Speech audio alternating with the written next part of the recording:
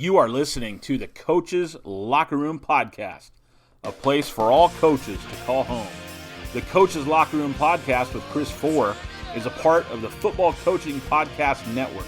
Please visit footballcoachingpodcast.com to hear and see our entire lineup of some top football coaches coming to you every single podcast with some really great information to help you and your football program. You can reach me on Twitter at Coach Fore, at COACHFORE, and my podcast home, the Coach's Locker Room Podcast home, is at 8laces.org/podcast. Now, let's get after it.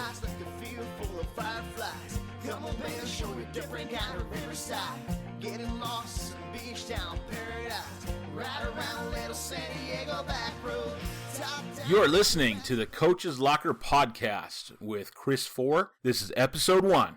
Today we're going to talk about why I'm doing this Coach's Locker Podcast.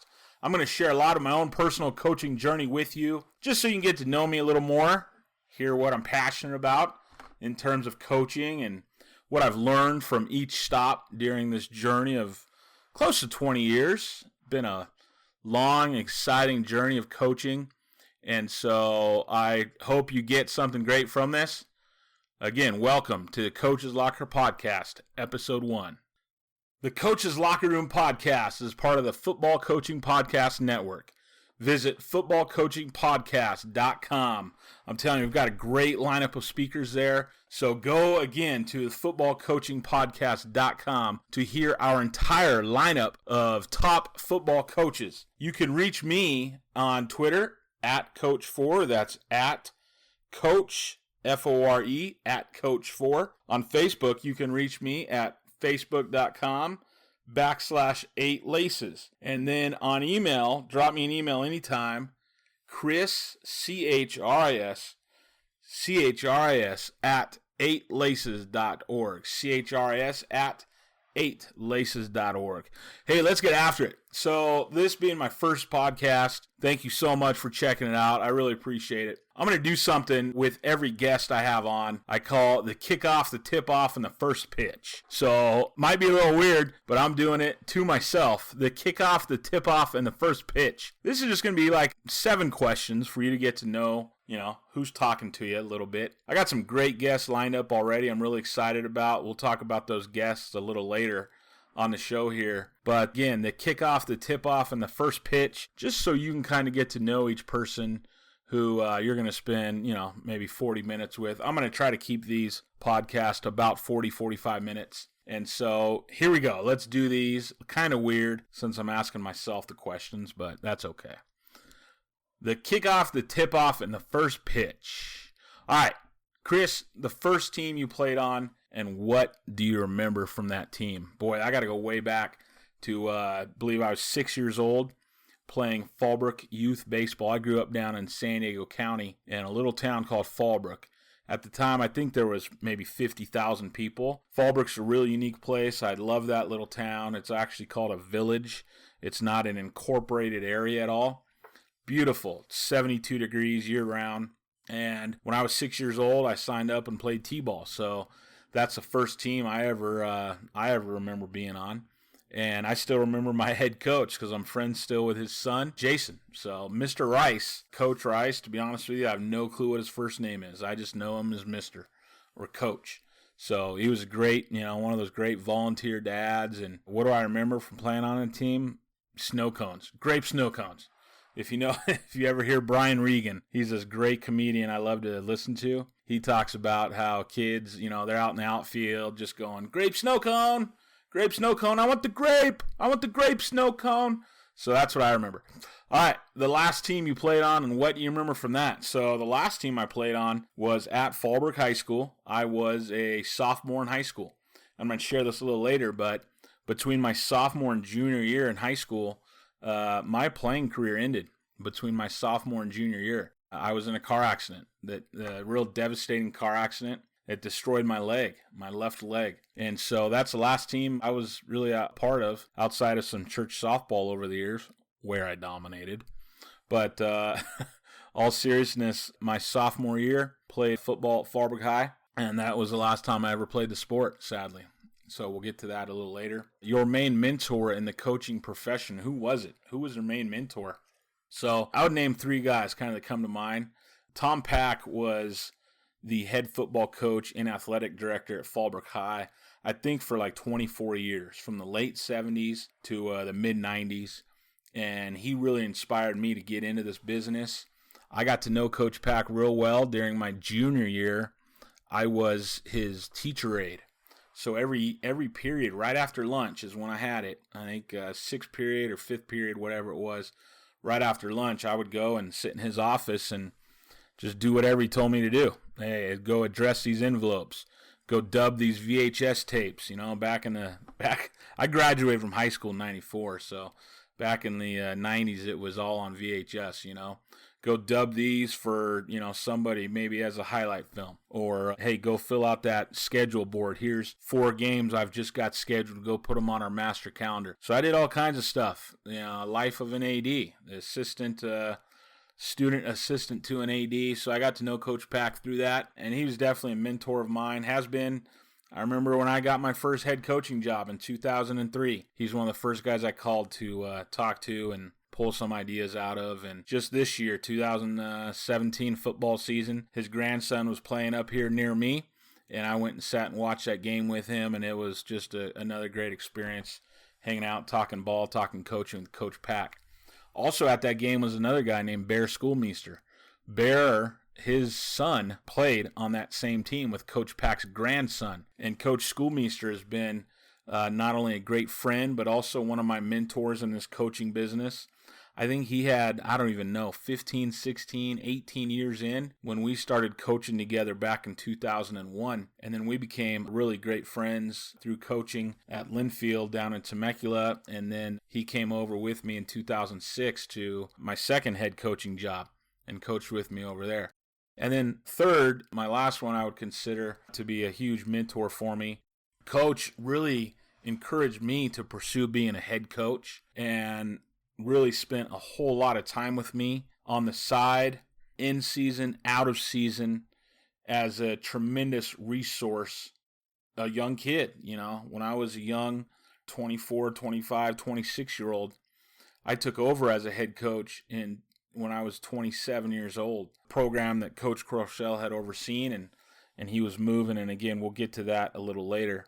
So those are 3 of my mentors and guys I've been very appreciative of, who have really played a key role at different times in my life as a coach. Worst mistake you ever made as a coach? That's another one here. The worst mistake you ever made as a coach. I would say it'd be taking my frustrations out on kids. Not in a physical way, more in a verbal way. I spent 4 years as an athletic director and head football coach. And as an athletic director, you're pretty busy. And so I'd say, there were some times when I went out and even as a teacher, bad day in the classroom, you go out there and you yell at kids because, your priorities are out of whack. I've grown a whole lot in the last 10 years as a coach, in the last decade. So this, hasn't been an issue lately, but definitely when I was a younger coach, taking frustrations out on the kids, I would say is my worst mistake I ever made as a coach. And then my greatest accomplishment as a coach, that'd be easy. In 2010, I was a head coach at Capistrano Valley Christian School. We were a pretty small school, about 170 kids, but about 40 of those were international kids. And I think I maybe had 1 international kid playing football. But we're a pretty tiny school. In fact, we went to 8-man football in 2009 because we just couldn't get enough kids out to play with us to field an 11-man team. And so in 2010, we won league championship. We beat a school called Avalon. Avalon is on the island of Catalina, off the coast of Southern California here. And it's a really interesting place. You go, I think it's a 45-minute, hour-long boat ride out to their place. But they're very, very successful 8-man football program. In fact, they were league champs in our league either 8 or 9 years in a row. Nobody from our league had beaten them out there on the island.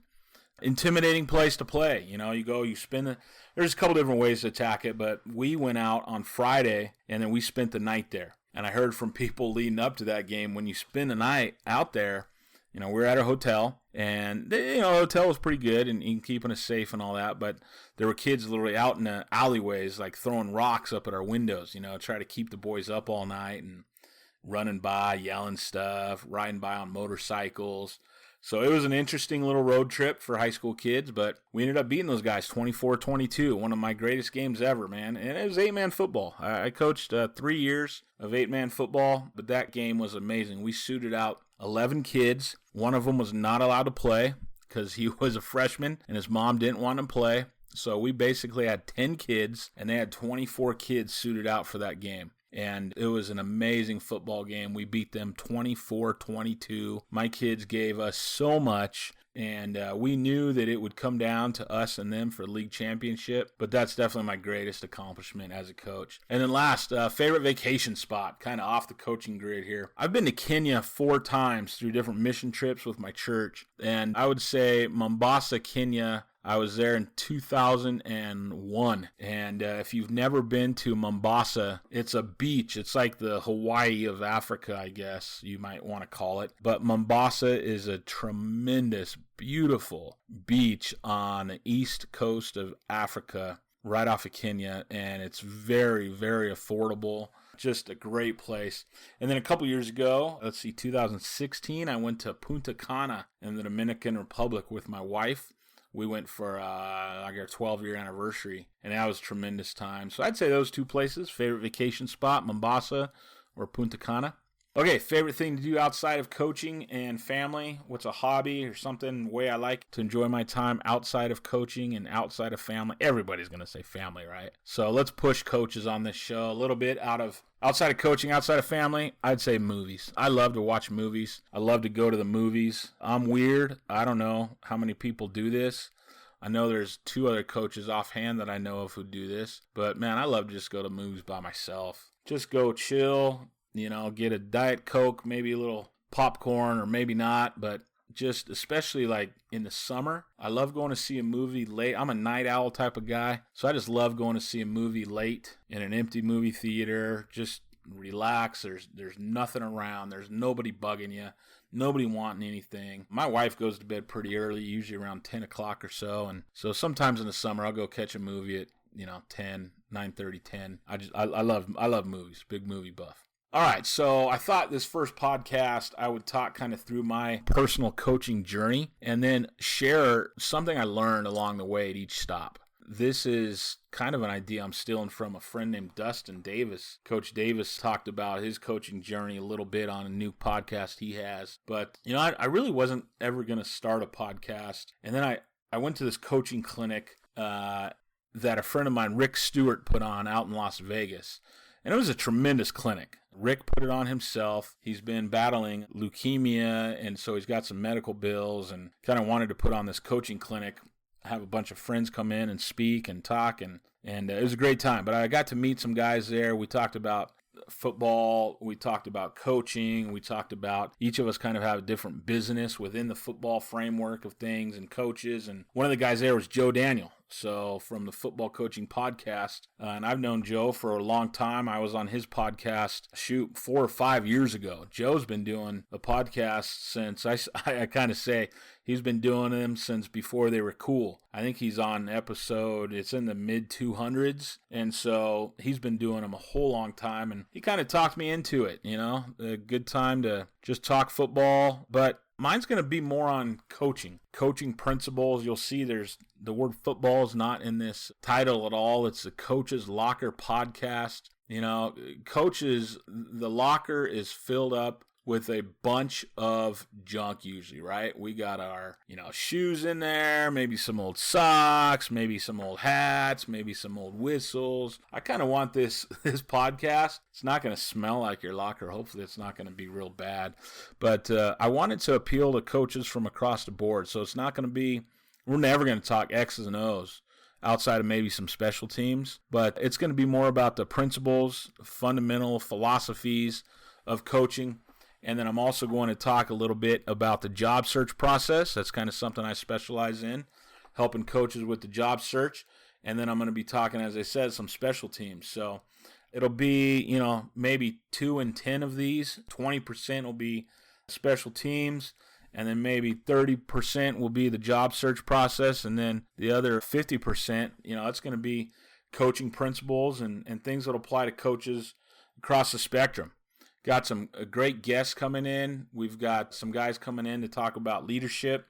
Coach Victor Santa Cruz from Azusa Pacific University. He's the head football coach there. He's going to talk about tip of the spear leadership. I've got a couple reporters coming in. One from the LA Times, Eric Sondheimer. He's going to come in and talk about how to deal with reporters.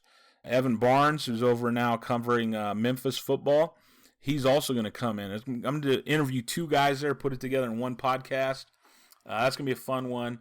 Got a guy named Kevin Swift who's going to come in. Kevin's up in Oregon. He's going to talk. It's going to be about like how to build, successful athletic programs up in small communities.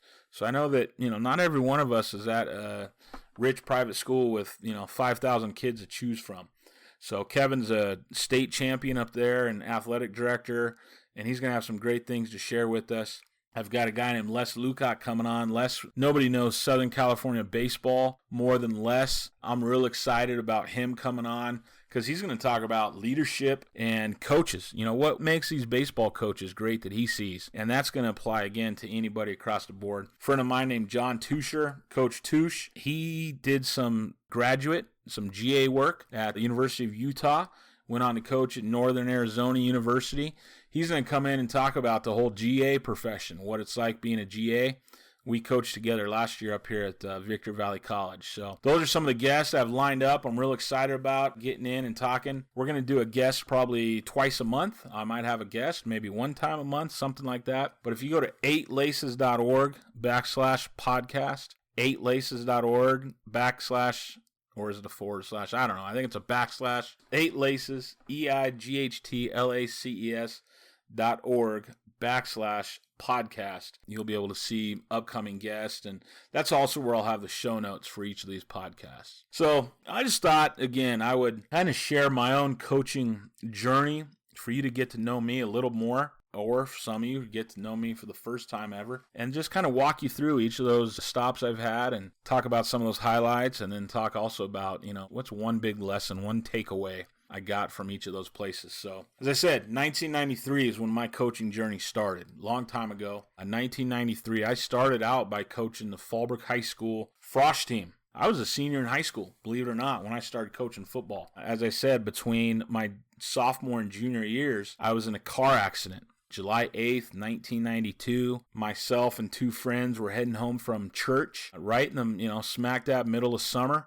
My buddy Justin, he was driving the vehicle. We were in his parents' Ford Explorer, and my friend Nicole and I grew up together. She lived right down the street from me, and those two were kind of dating at the time, We were young, and, they weren't really too serious or anything yet, freshman, sophomore, dating type of deal. But Justin said, hey, let's go, I'm going to go drop off Nicole. Why don't you come with us?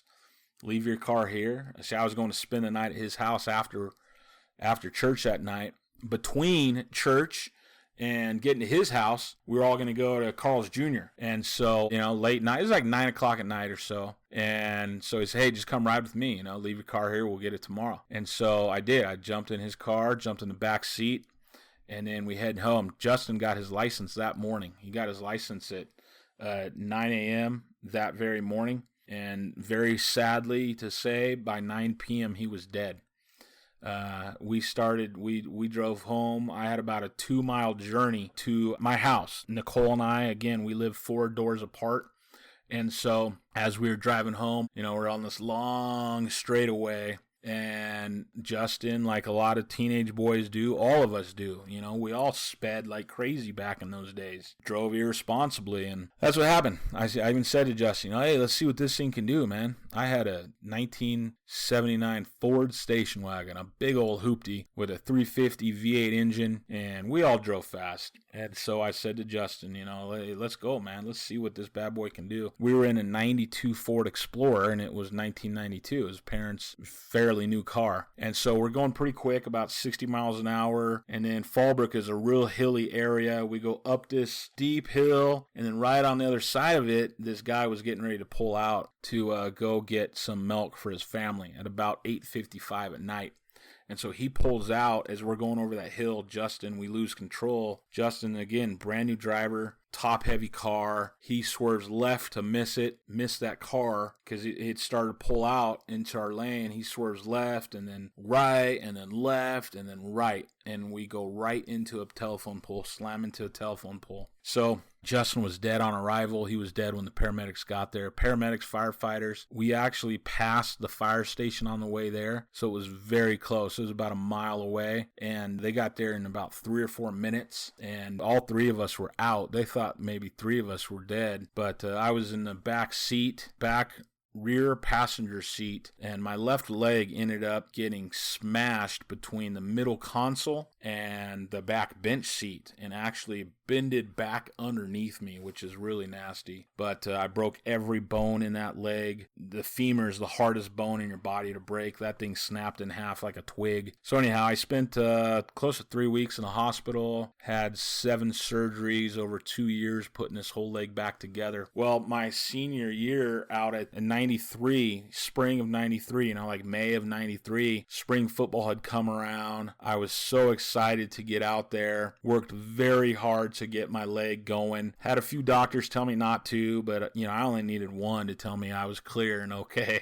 And that was our team doctor. He gave me a clearance, and I had pins in my toes. My foot was so jacked up, man. But I went at it, went out there, and the very first drill that we did, I re-broke my foot. So, my whole football playing career came to a close. I'm a much better coach than I was a football player anyhow. Anybody who's listening to this who played with me, they know that. I wasn't a good football player. I'll be honest with you. I'm not going to make up anything. I started playing football as a freshman in high school. A lot of guys I played for a long time before that. So I was pretty timid. I was always a real big kid, but just not as aggressive as I should have been. And anyhow, my playing career was done. And so I started coaching. Kind of brought it up to my head coach of my freshman team, who I was pretty close to, Coach Scott Carpenter. I kind of threw the idea out there, when I talked about how I was going to be bored and, man, I wish I could coach. And he's like, hey, man, you should come coach our freshman team. So I kind of put it out there, not even thinking like I'm going to start coaching this year,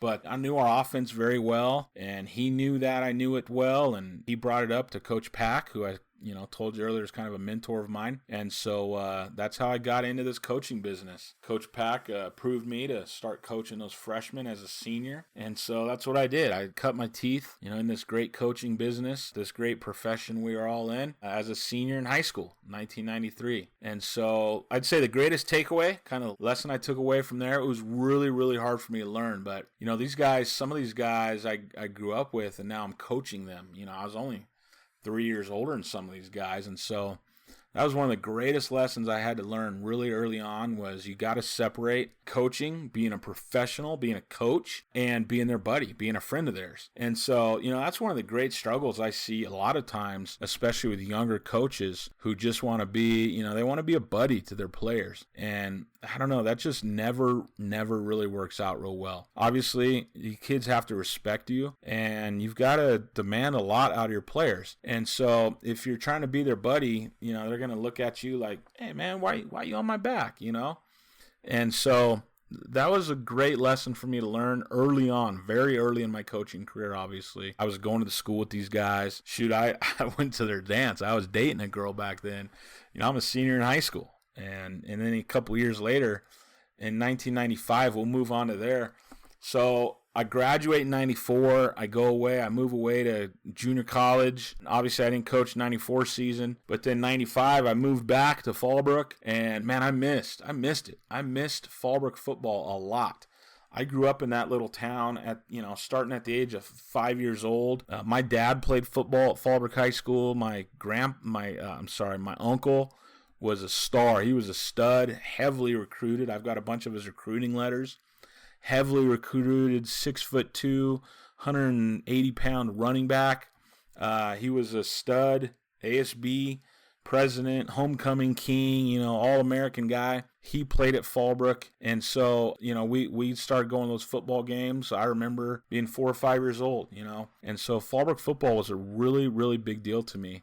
And in 94, when I moved, I left. I missed it a lot. So it's actually one of the reasons I went back. I contacted the head coach. Coach Pack had moved on. He'd taken an administrator job at Poway High School. So I contacted the new coach down there, Coach Terry Cummins, and he invited me to, come and join the JV staff after talking to some guys about how I did as a senior in high school.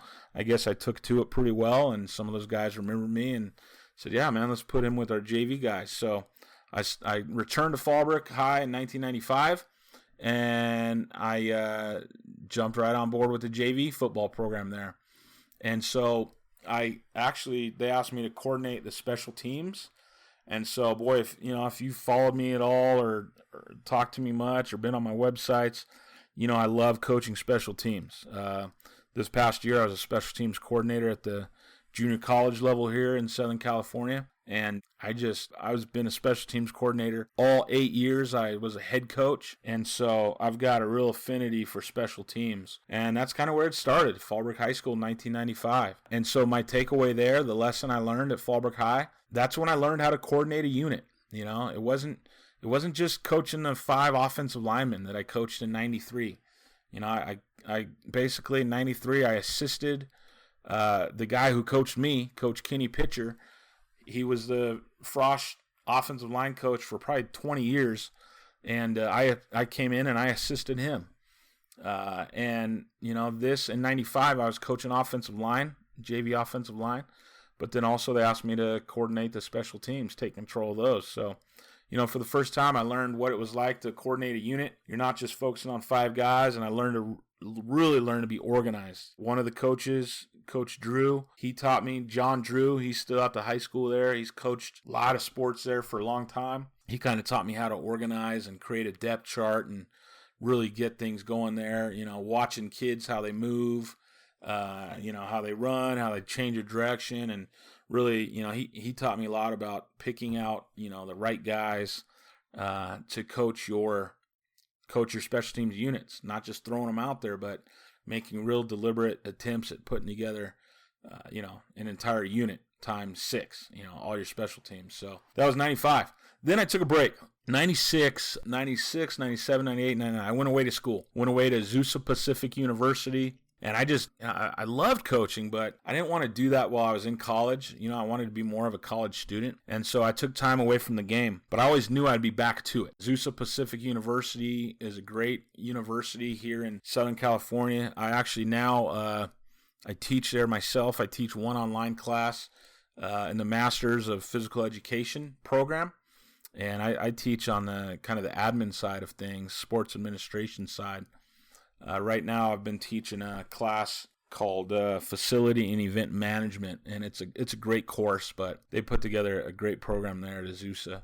So 2001, I returned to coaching, and I did that by starting at Linfield School down in Temecula. It's a private Christian school. And actually, I got hired to teach there first. Expressed interest in my interview process about coaching football. But this was late. I interviewed, I think, in May or June. And yeah, it was June, I remember. And the principal there, a guy named Mike Fage, is a great man.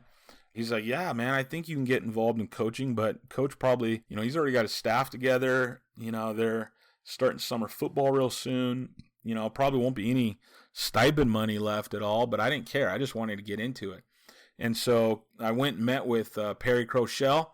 I was very intimidated by, going in and talking to this head varsity coach about a job on his staff. I was born and raised around Fallbrook. I knew a lot of people knew me.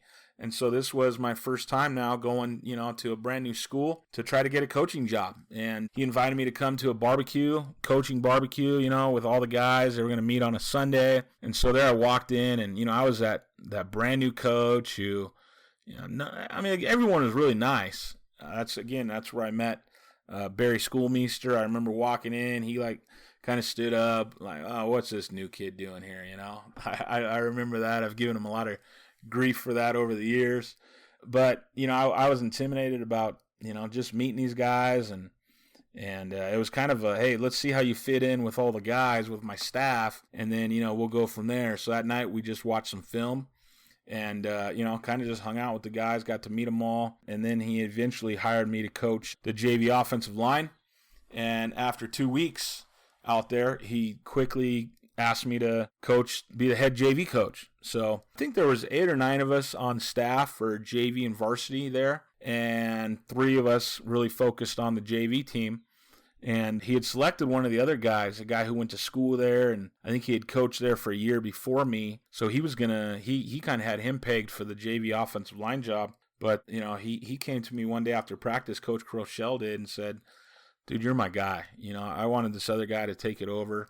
I think that other guy, really good guy, good dude. He only coached maybe for 2 or 3 years after that. So maybe a total of like 4 years as a coach or so. But he saw in me something, where I guess he just saw that I was a real passionate coach, very organized, highly motivated. And so he asked me to become a JV head coach. So that's kind of how I started on the head coach track. He even told me then, this was, 2001. He said, dude, you're going to be a great head coach someday. And I'd never thought about being a head coach. So that's a lesson there out of Linfield, coaching down in Linfield. Tremendous lesson for me. I started taking notes. When he told me that night, I never had anybody tell me, man, you're gonna be a great head coach one day. And so that conversation meant the world to me. I started taking notes, that night, and I started putting together a portfolio. And I started thinking, about what is my program going to be about, if I ever get that shot. I mean, it seemed light years away. I was a 25-year-old kid, But as you'll see here, in 2 short years, I'd become a head coach there. But I started really watching, paying attention to Coach Fore more after he, asked me to be the JV head guy. I felt a lot of responsibility, obviously, and it was a great opportunity for me. Again, 25, I was either 25 or 26, and it was a great opportunity. But that was a lesson I took away, from those couple of years. I was the varsity offensive line coach my second year there, and then again the JV head coach, and then he also asked me to coordinate varsity special teams. So I did that as well. Wore a lot of hats in the program there in 2002. And then 2003, at the Glacier Clinic, Costa Mesa Glacier Clinic, Coach Fore, said he wanted us all to get together. And usually we'd always make it a point to get together in like his hotel room the first night there, kind of do a state of the program address. And there, we were having that discussion. And he said, hey, guys, I'm moving. And you could have heard a pin drop, If you ever had a coach leave, it's a pretty devastating thing to a program, But he told us that night, I'm taking off. I'm moving to Iowa. I'm going out there to start a program. He had played at Northwestern University or Northwestern College, I can't remember, out in Orange City, Iowa. He was a legend there. And there was a school out there starting a football program, a high school, and they kind of recruited him out there, and he was thinking about leaving California anyhow. So I went back to my hotel room right then and there that night because he kind of gave me and the crew an impression. He kind of said, I think there's someone in this room, that should take this program over. And you guys know who I'm talking about. And I'm going to make that recommendation, to the school principal and athletic director. And so, he looked right at me, and a couple other guys kind of looked at me and were shaking their head yes, So I sat in my hotel room that night, just real excited about that opportunity, the possibility, to be a head varsity coach. And I know, I was 27 years old, and I wrote down something on the hotel pad there at our hotel. I wrote down, my program will be known for their ACTS, ACTS, little acronym on the left-hand side. And that drove me for 8 years, my philosophy, my mission. ACTS meant achievement in the classroom and on the field. These are student athletes. They're students first. C, coaches who teach about life, not just football. T, their sportsmanship. That means, I want our teams to be known for their great sportsmanship and being good citizens. And then C was coaches who teach about life, not just football. I think I missed that one. I'm sorry. So achievement, coaches who are not just a bunch of meatheads, but we're also teaching these kids about life. T is their sportsmanship. And then S, success based on a non-negotiable work ethic, not talent. You guys know, man, talent comes and goes. Talent comes and goes. A non-negotiable work ethic is around forever. So that's what I wrote down. I jotted that night, and that's been my core philosophy. Achievement in the classroom and on the field. Coaches who teach about life, not just football. Their sportsmanship is great, and success based on non-negotiable work ethic. But it was a little bit of a process to be the head coach there. You know, I was teaching at that school. I was very involved at that school. I was actually coaching varsity baseball as well at the time. Coached 2 years of varsity baseball. But the principal, you see, I was in a unique situation. The superintendent of that private school, she had 2 boys in our football program. She was married to the athletic director, a man named Scott Raftery. If you know Southern Section football, Southern Section CIF, you know Scott Raftery, who has since passed. God bless his soul. He was a tremendous influence on my life as an athletic director. And then the principal there, a guy named Mike Fages, who I said earlier is a great mentor of mine as my principal. Those guys, Mike had 2 kids in the program, and then the AD and superintendent had 2 kids in the program. So they had a lot invested in getting the right guy. And be quite honest, they're like, sometimes when you're the head JV coach on campus, it's like, well, we got to see who else we can go get. We might need a name or somebody with more experience than just, a couple years here and a couple years at Fallbrook High. So it was a mixture of emotions for a couple months because I saw them, parading these guys in and out for interviews and it was ticking me off, to be honest with you. There's a couple days in there I just kind of wanted to quit. I'm like, dude, your next head coach is right in front of you. You don't even see it. So obviously that's a whole lot of pride. I'm 27. I'm pretty arrogant. I think I got the world by the tail, as you guys know, you young bucks. So it took them a little while, but because he announced in February, and then I wasn't named the head coach till May. I kind of joke around now. I guess they just couldn't find anybody else. They turned it over to me. So my main lesson, my takeaway from being a head coach there for 3 years, you don't know what you don't know. That was my takeaway from Linfield Christian High School in Temecula.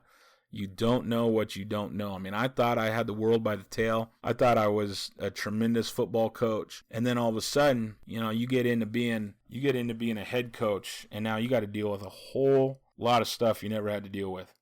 And so for me, there was a lot of things I came into. I was picking up the phone. I was calling Coach Pack. I was calling Perry Crochelle. I was calling Coach Schoolmeister or having lunch with Coach Schoolmeister because he was on my staff still.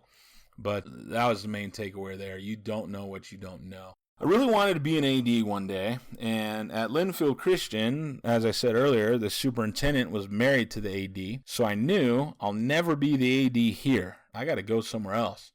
And so in 2006, I left Linfield Christian because I really wanted to be an AD.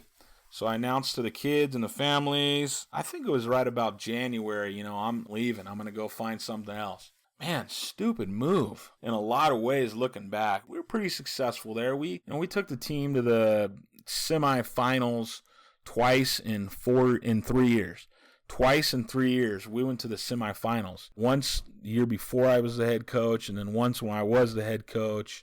We didn't win a championship, but in 30 years before we took things over there at Linfield, they only went twice. And so, then to win a league championship and to go to the CIF semifinals a couple years in a row, we had a good run. So I just thought I'll be able to find a job pretty easily. And so, resigning before you even find that new job, not a very good idea, folks. Not a very good idea. But I did it, and I landed a really, really good job. So my wife and I, we didn't have a baby yet. We didn't have any kids at the time. We'd been married for just 2 years, and we really wanted to get to Texas. So I'll tell that story some other time, but I did fly out to Texas. I was a finalist for a job out there, and I did not get it, but I landed a job about an hour from Linfield at a school called Capistrano Valley Christian School. It's in a little town called San Juan Capistrano, right on the coast. My salary just about doubled, but obviously my living expenses did too. But I was a head football coach, and then I got hired there as a chaplain, but I knew the athletic director probably would not be there very long. And then sure enough, the year after I got there, I took over as the AD as well. But 2006, took over as the head football coach at Capital Valley Christian. They were in our division. when I was at Linfield, so I knew a lot about them. And I knew, like, man, these guys, there's a ton of potential at this school. They just don't have very good coaching right now. And they were 0-9 the year before I got there. Or 0-9, 0-10. Year before that, they won just 2 games. So I think they were 2-18 when I took over, and we went 5-5 in my first year. We lost 2 of those games. So we're 5-5. We really were 2 plays away from being 7-3. We lost one time on the last play of the game with the offense on the field. We lost one time last play of the game with the defense on the field. So you talk about 2 brutal ways to lose. But 5-5, that was a tremendous, great season. Man, those kids, we opened up 1-0. You thought we won the Super Bowl. I will never, ever forget that. We played our home games at San Clemente High School. Big, beautiful facility down there. And, man, those kids and parents, we came out of the locker room, and it was like, literally, it was amazing. I'm like, dude, we won 1 game. What's going on, man? But they hadn't won in like 2 years, you know. And then we won a second game. We go 2-0. Boy, I mean, those kids, those seniors had only won 2 games in 3 years. They won 2 games in 3 years, and we start off 2-0. So that was a really, really fun time in life as a head coach there. I think, you know, the main takeaway there. And then also I referred to probably my favorite, biggest coaching win or achievement. It was 2010. We had a very tiny squad. Enrollment there went from 240 my first year to 170 my last year. A school called J. Sarah opened and just demolished us enrollment-wise. About 80% of our 8th grade kids were going over to a school called J. Sarah because their facilities were tremendous. Big, brand new facilities, and it was the same tuition. So it was almost a no-brainer. But enrollment dwindled, really took a hit there. I wish I would have known that going in, that their enrollment was on a downward spiral. And then, of course, 2008, the big economy, you know, fell across the whole nation, and we lost even more kids. So it's kind of this perfect storm there. Then we ended up dropping 8-man football, had a ton of success in 8-man football there. It was a whole new game. But, you know, the lesson I took away from Capital Valley Christian, got to teach your players to believe. You got to teach them to believe. When we take over, you know, and they were 0-9, that year before I got there. I can't remember if they're 0-9 or 0-10. But they had not won a game the year before I got there. Man, they were so downtrodden. There were 7 kids who showed up to my first practice. You talk about depressing, man. Depressing moment for a coach. The program I left, Linfield, we built that thing up to about 65 kids. And then I show up to a place and there's, you know, 7 kids come out. We couldn't even run a freaking 8-man practice. But you know what? I learned a great lesson there, man. I was like thankful and proud and excited and happy just for those 7. And some kids said that, you know, Coach, we can't even line up a whole offense. Oh, it don't matter. Let's go. So we installed the wing tee there. I'm a big wing tee guy. They had thrown 30 interceptions the year before I got there.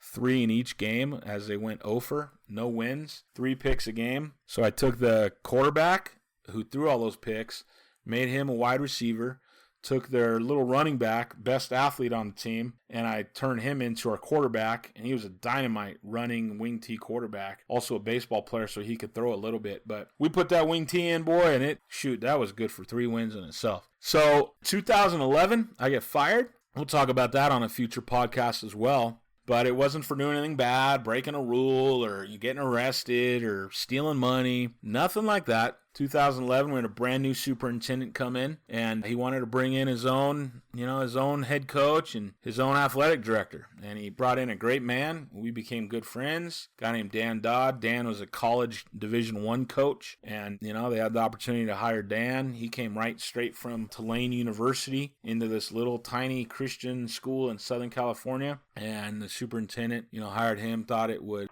change the direction of the school and get more families into the school or what have you, recruit more kids from that area. But there's so much tremendous football down in Orange County. It's really hard to do that at that school. I think it kept some kids there at the time. Some of those 8th graders, I think Dan was able to keep them there. To be honest, I don't know how many new kids they ever brought in there. But after 2 years, he left. He was back into college football. But 2011, lose my job, we lose our house, we have our 3rd kid on the way. It was bad. It was very depressing. Again, I'll talk about this in a future podcast. But I landed an athletic director job at a place called Excelsior Charter School up here in the high desert in the city of Victorville. And I became the athletic director and then coached special teams there. And that was an 8-man program. Relationship is one of the key reasons I won that job there. I had met at our 8-man coaches meeting the year before. I met a guy named Bill Rivera, and Bill and I just started kind of exchanging texts and emails about program building and football and what have you, coaching. And then when they were looking for athletic director, he reached out to me. And so no doubt those relationships are huge. And so I was at Excelsior in 2012. They had played in a CIF championship and lost in 2010, 2011. And then we won the CIF championship in 2012. That was real sweet. First CIF championship I've ever won. Actually, the only CIF championship that I've won. We were the number one 8-man team in the state of California. I think there's about 80 or 90 that were playing at that time. And we had a great football team. I'll tell you what, one of the great lessons, my takeaway from that place, man, it was fun just being a coordinator again. Because for the 8 years leading up to that,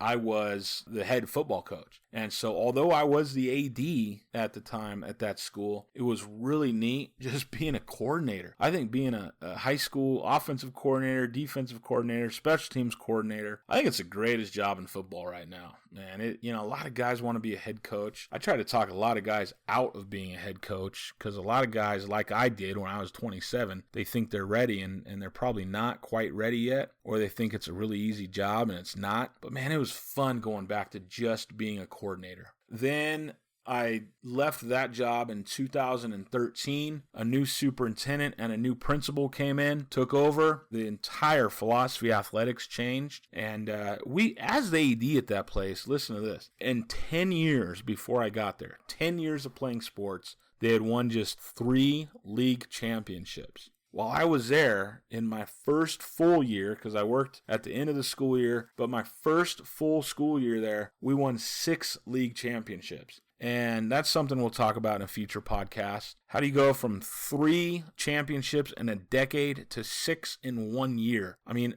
if I do say so myself, that was a pretty darn impressive job. And it was all about changing the mindset, changing the culture, and changing out some head coaches. I flat out let people go and brought on some better coaches. But the whole mentality, all that success changed overnight with a new superintendent and a new principal that were hired. And so I resigned from there in 2013. Went to Oak Hills High School in Hesperia. In 2013, I started my credential for the first time in my life. All this time, from 2001 to 2013, I was in the private sector or the charter sector. I never needed a credential. But then, obviously that changed in 2013. I really wanted to get a teaching credential. And so I got a teaching credential in special education. And then I did my student teaching at Oak Hills. 2014, Robert Kistner was the head coach, him and Rob Metzger. Metzger reached out to me first on Twitter. We had talked a little bit there, and so, Twitter helped me to get my first teaching job in the, obviously I went through the whole process and all that, but we made that connection on Twitter, at Coach Fore, at COACHFRE,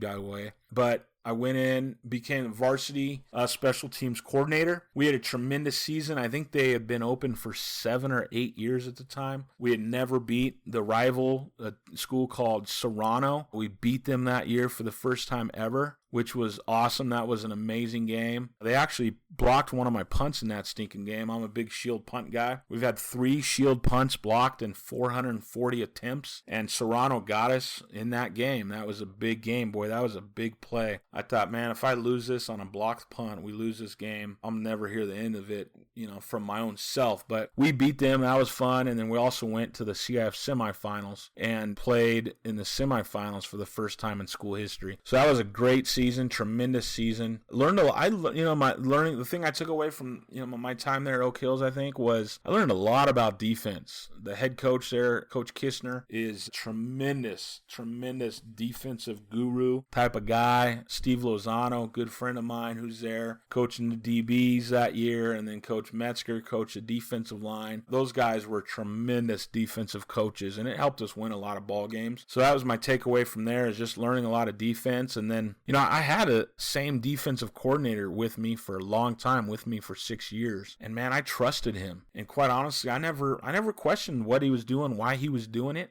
I let him do his thing, as Coach Schoolmeister I referred to earlier. But the bad side of that, I didn't learn nearly as much defense as I should have known as a head coach, to be real honest with you. But that's my takeaway from 14 Oak Hills.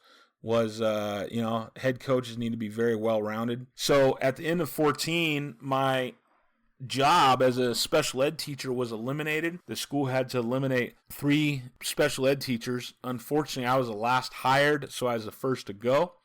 Fortunately, I got picked up.